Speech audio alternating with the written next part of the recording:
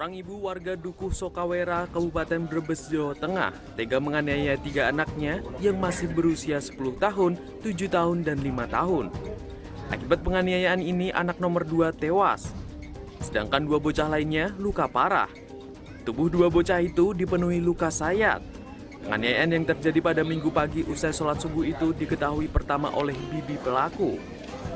Dari hasil penyelidikan sementara, pelaku mengaku mendapatkan bisikan gaib untuk menghabisi nyawa anak-anaknya. Namun polisi mengakui kejiwaan pelaku belum stabil. Pelaku ini seperti mendapat bisikan untuk membunuh anaknya. Karena apabila tidak dibunuh, akan hidupnya susah dan akan dibunuh oleh orang lain. Karena kondisi kejiwaan masih sangat labil, unit pelayanan perempuan dan anak Satreskrim Polres Brebes membawa pelaku ke RSUD Dr. Suselo Slawi untuk menjalani serangkaian pemeriksaan kejiwaan.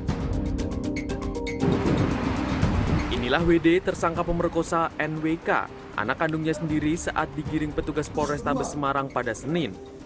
Ia dibekuk polisi di rumah kosnya pada hari Minggu kemarin. Dari pemeriksaan diketahui dalam waktu 2 bulan pria 41 tahun ini sudah 3 kali memperkosa korban. Tersangka mengaku perbuatan keji ini terakhir dilakukan pada Jumat 18 Maret lalu. Akibatnya korban meninggal setelah mengalami kejang hingga tidak sadarkan diri. Untuk menutupi aksinya, tersangka langsung memakamkan korban. Karena terpengaruh video porno, Pak.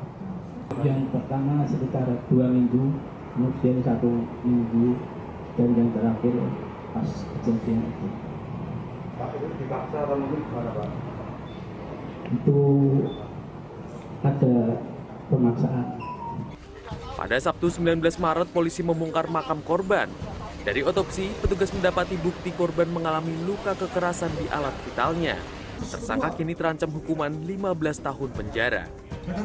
Tim Liputan CNN Indonesia.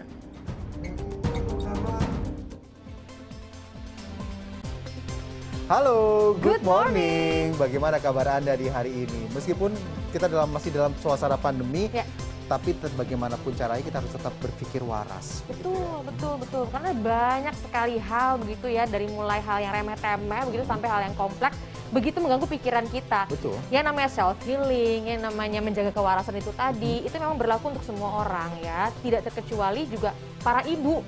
Betul, dan kita karena itu juga membutuhkan yang namanya support system yang baik begitu. Itu dia. Nah paling enggak me time-nya nonton kami deh di Good Morning. Ada informasi untuk Anda selama 1 jam. Saya Daniar Akhri. Dan saya Alfian Harjo. Kita lanjutkan Good Morning.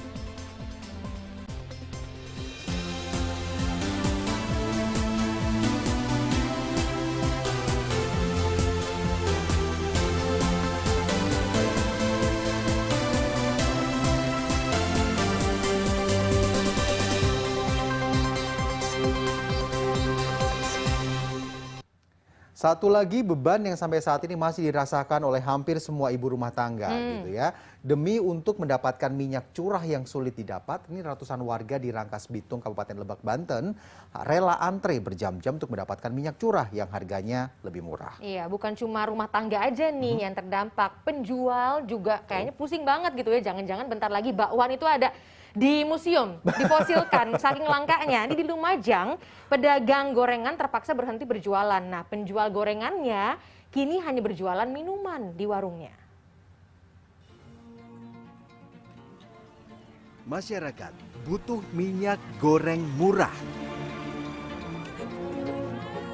Iya, ini yang terjadi saat harga minyak goreng tidak terjangkau bagi masyarakat.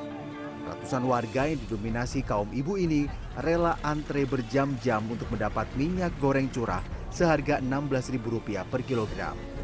Warga di Rangkas Bitung, Kabupaten Lebak ini hanya dibatasi pembelian 5 kg per orang.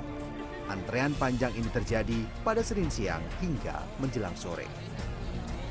Nanti berapa jam, Bu? Berapa jam ini, Pak? Dari jam habis dohor, jam 1. Tadi dapat berapa itu, Bu? Dapat 5 kilo. 5 kilo. Pengelola agen menyebut menyiapkan 1 truk tangki minyak goreng curah dengan kapasitas 7.000 liter. Seluruhnya dijual sesuai harga eceran tertinggi kepada warga per kilogram.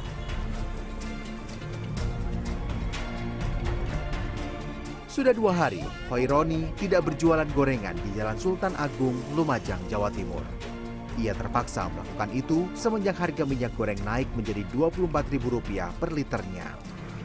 Ia yang biasanya berjualan gorengan berupa heci, tahu isi dan pisang goreng, serta minuman berupa kopi dan teh, kini hanya berjualan minuman saja. Mahalnya harga minyak goreng serta tepung tak sebanding dengan keuntungan berjualan gorengan yang didapat. Jika ia menaikkan harga gorengan, penjualan akan sepi pembeli. Biasanya dapat, biasanya ya malah enggak dapat apa-apa, Pak Pok wis Mas. Di jualan gorengan dulu ya? Iya, harganya minyak ya enggak turun-turun Mas. Sementara yang dijual apa Mbak? Oh ya minuman tok wis.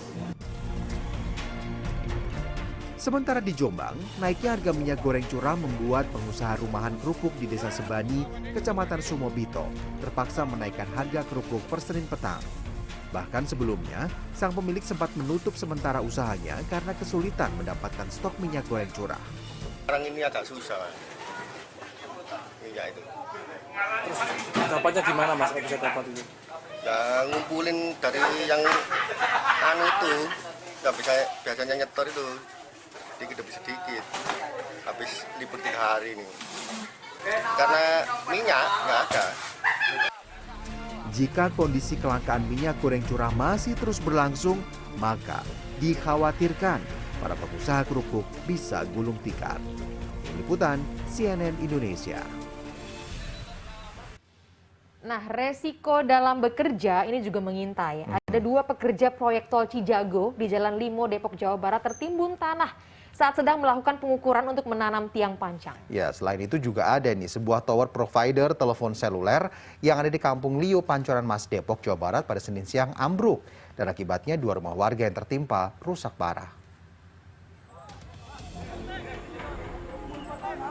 Inilah detik-detik evakuasi pekerja proyek tol yang tertimbun tanah saat akan memasang tiang pancang di Jalan Limo, Depok, Jawa Barat, Senin sore. Evakuasi berjalan selama 2 jam. Korban yang berhasil selamat pun langsung dilarikan ke rumah sakit untuk mendapatkan perawatan medis. Petugas Damkar Kota Depok, Mulyadi, mengatakan awalnya para korban sedang mengecek kedalaman galian setinggi 5 meter. Namun saat itu tanah tiba-tiba amblas sehingga para korban tertimbun. Kondisinya cuma hanya sesak napas, kekurangan oksigen. Luka-luka tidak ada luka-luka. Pengecekan kedalaman si korban. Setelah pengecekan kedalaman, ada tanah yang abrasi menurun. Sementara polisi akan memeriksa saksi-saksi. Dugaan sementara polisi, kejadian ini karena faktor alam. Sebuah tower provider milik provider jaringan seluler yang ada di Kampung Lio, Pancoran Mas, Depok, Jawa Barat, Senin siang ambruk. Akibatnya 2 rumah warga yang tertimpa rusak parah. Kejadian bermula ketika warga mendengar suara keras menyerupai petir sekitar pukul 1 siang. Warga berhamburan keluar dan melihat atap rumah sudah dalam kondisi rusak tertimpa tower. Kayak seperti bunyi petir gitu Pak. Tiba-tiba aja langsung tumbang gitu, nggak ada angin ya Bu? Nggak ada angin, nggak ada apa. Ini tower apa sih Bu? Tower Telkomsel. Kini pihak pemadam kebakaran sedang melakukan evakuasi.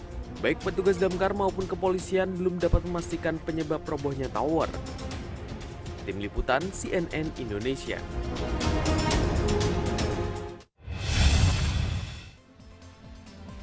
Siapa sih yang nggak kenal nih, apalagi warga Jakarta ya. Kita ke Sarinah yuk. Nah, setelah dilakukan revitalisasi besar-besaran, pusat perbelanjaan legendaris Sarinah Jakarta kembali dibuka. Iya, dan konsep baru serta ragam sentuhan seni ditonjolkan pada bangunannya. Cocok nih kayak buat spot foto-foto ya. Informasi selengkapnya sesaat lagi.